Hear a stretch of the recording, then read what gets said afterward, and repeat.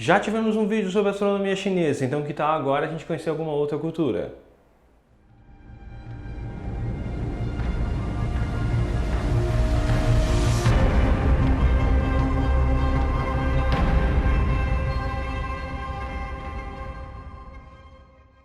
Eu sou o Rubinho, astrofísico, e se você acabou de conectar, você caiu no AstroTube, seja bem-vindo! Se você não conhece, eu vou deixar aqui o link, a gente fez um vídeo sobre astronomia chinesa, falando sobre a Mulan e toda essa história, e foi bem recebido pela galera. A gente acabou recebendo inúmeros pedidos sobre outras culturas, para conhecer um pouco mais sobre isso, então eu falei, bora! Acho que o próximo passo era falar sobre astronomia islâmica, então bora lá! A gente tem influência da astronomia islâmica até os dias de hoje. Existe uma estrela, por exemplo, que o nome dela é Algol. Na verdade, esse Algol é uma contração. O nome verdadeiro dela seria Al-Ghul. Ghul é um monstro da mitologia. E há um artigo árabe. Portanto, quando você falar o Algol, você está falando o Ghul.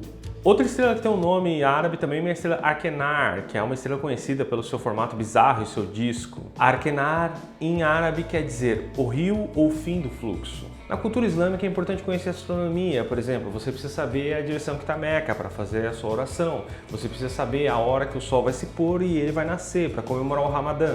Mas quais são as principais diferenças culturais e científicas da astronomia islâmica? Nesse vídeo a gente vai tratar sobre isso. A astronomia islâmica ela recebeu muita influência da ciência grega. O livro de Ptolomeu, o Almagesto, foi traduzido e distribuído em toda a região, e ele foi fortemente estudado e criticado. Eu vou falar mais sobre isso daqui a pouco. Na área mitológica, a gente pode olhar que o zodíaco islâmico era muito parecido com o zodíaco que a gente já conhece, é claro que com estilo islâmico.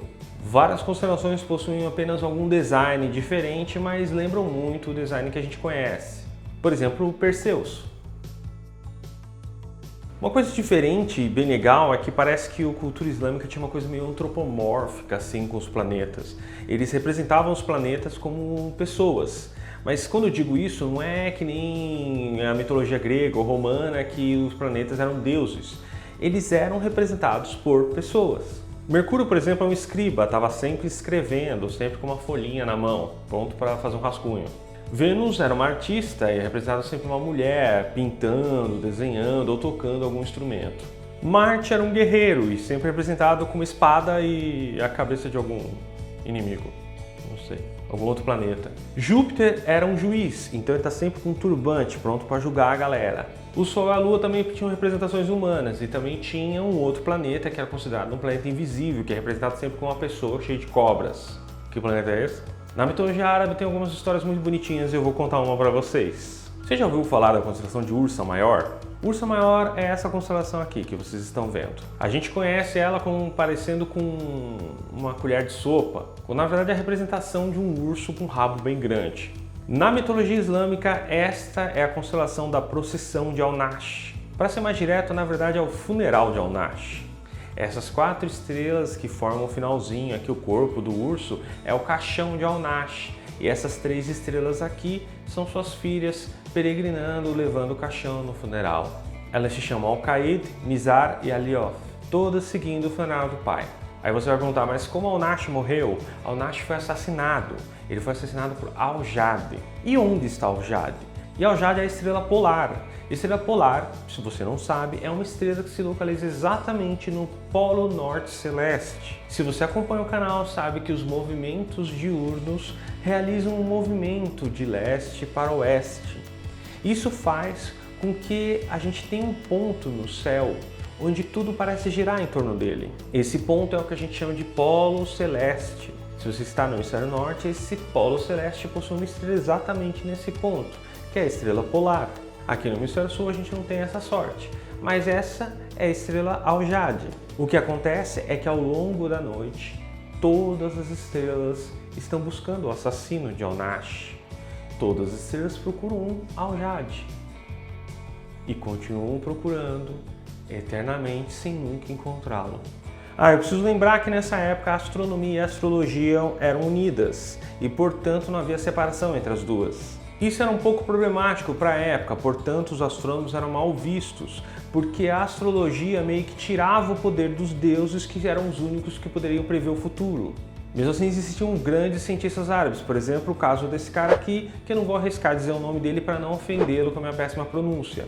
Ele traduziu e distribuiu o livro do Ptolomeu Almagesto e realizou correções, como eu tinha falado antes para vocês. Correções de magnitude e brilho que ele mesmo arrumou lá na hora. Vou arrumar aqui, tá? Você tá errado. Vou arrumar aqui que... já vida... Ele também observou e identificou a Grande Nuvem de Magalhães e escreveu um livro. O livro dele ficou conhecido como o Livro das Estrelas Fixas. Nesse livro ele tinha 48 constelações identificadas e cada constelação com 2 imagens que ele mesmo desenhou, uma dentro e fora da esfera celeste. Cara dedicado, mano. Caramba. Todo esse conhecimento ajudou o povo muçulmano a destacar numa atividade que ele já estava na vanguarda, a navegação. Existia um instrumento que foi inventado pelos gregos, mas foi muito aperfeiçoado pelos muçulmanos, o astrolábio. Astrolábio é um instrumento de navegação que data de 2020 a.C. a 150 a.C. Alguns dizem que foi criado por Apolônio de Perca, outros por Hiparcos, mas o que a gente sabe é que o astrolábio foi usado pelos muçulmanos no século VIII, que aperfeiçoaram e criaram inúmeras funcionalidades nele. Além de identificar o céu, ele podia saber a hora, ele podia medir a altura, ele podia ver o pôr do sol, o nascer do sol. Ao todo, alguns dizem que o astrolábio tinha mais de 1000 funções diferentes que foram sendo perdidas ao longo do tempo. No ano 711 d.C., com os mouros conquistando a Península Ibérica, a gente acabou tendo uma reintrodução do astrolábio lá na região europeia. Os muçulmanos deixaram suas marcas e uma delas foi o astrolábio. Os 2 países que eram os grandes na navegação, Espanha e Portugal, utilizavam o astrolábio. Além do astrolábio, eles utilizavam instrumentos inspirados nele, como o sextante ou o oitante.